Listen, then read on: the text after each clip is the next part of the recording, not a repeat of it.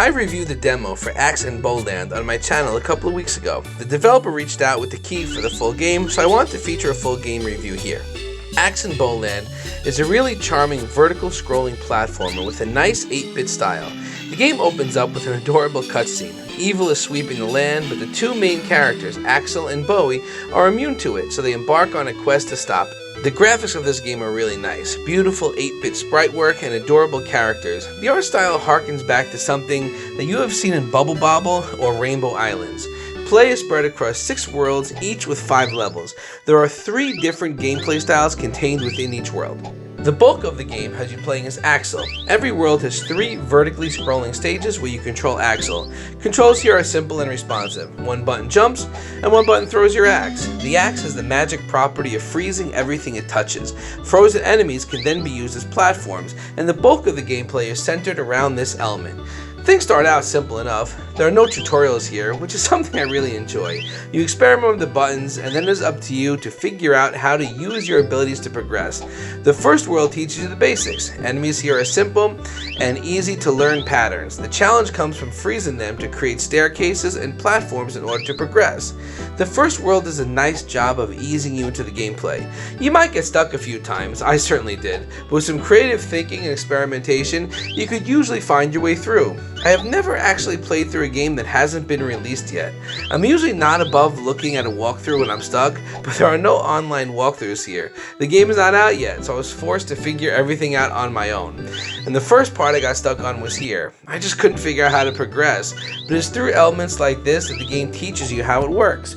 Frozen enemies walk on each other, and you can use them to build little bridges and staircases. Then you get this little cloud here. I didn't think I could freeze it, so I didn't know what to do. Eventually, I figured out I could. I could freeze these gas clouds and then form a bridge to progress to the next part of the level. I was so impressed by the number of ways the game uses this mechanic and keeps things fresh throughout the adventure. I enjoyed the demo, but I wondered if the full game would get stale. This is a fun mechanic and really very unique, but I wondered if it would still be fun as I progressed through the worlds. I thought, like, really, how much can you do with this mechanic? Is it worth devoting a whole game to? Well, it turns out the developers are a lot more creative than I am, because you could do a lot with this mechanic, and they do. When you get to the second world, you get introduced to some new enemies. These little bats don't stay frozen, so you gotta be fast when you jump on them. And you run into these spiders that spit poison when you freeze them, so you gotta be really careful to have some space around you when you freeze them. There's a lot of timing involved to getting through these levels. You really have to learn your jump height so you know how best to freeze the enemies, and there's a puzzle element here as well. Some sections are very straightforward. You get these birds that fly around, for example. You always know what to do, but the challenge is freezing them in the right intervals while avoiding getting pecked to death or a coconut thrown at your head. And then you get stuff like these snakes. They move straight towards you and then go up or down, but each one has a limited length. It took me a while to figure out how these guys worked. There were some really devious puzzles that utilize their movements. I was stuck on some of these parts for a while. At one point, I even YouTubed a walkthrough, and then I remembered again the game wasn't out, so I just had to figure it out. I did eventually. Honestly, it was really satisfying to get through it myself without looking at a walkthrough. The game does a really nice job of introducing new elements constantly and using them in creative ways. They also mix up the challenges between puzzle solving and platforming challenges. Like these alligators, for example. There really was no puzzle element to using them, just a matter of timing and platforming. The constant switching back between all those gameplay elements kept things really fun and really addicting. Besides the Axel levels, you also play as one level in each world as Bowie. These levels are pure action. The screen is constantly vertically scrolling upwards. You have a triple shot bow that can be aimed in forward direction and kills mostly everything on contact. There are a lot more enemies on these stages, and they get pretty tough. The number and variety of enemies increases as you progress. Some levels even introduce platforming challenges. Level variety here is just great, and I wish there were a few more of these levels in the game, as they're really fun to play. And finally, every world ends in a boss. Typically, you have to freeze their henchmen, then jump off them so they fall onto the boss's head for damage. You really have to pick your spots though, because one hit and you're dead. And some of these bosses have pretty chunky life bars. This is a tough game. We're not talking Dark Souls hard, but some of the puzzles can be pretty tough, as could executing your plan for success.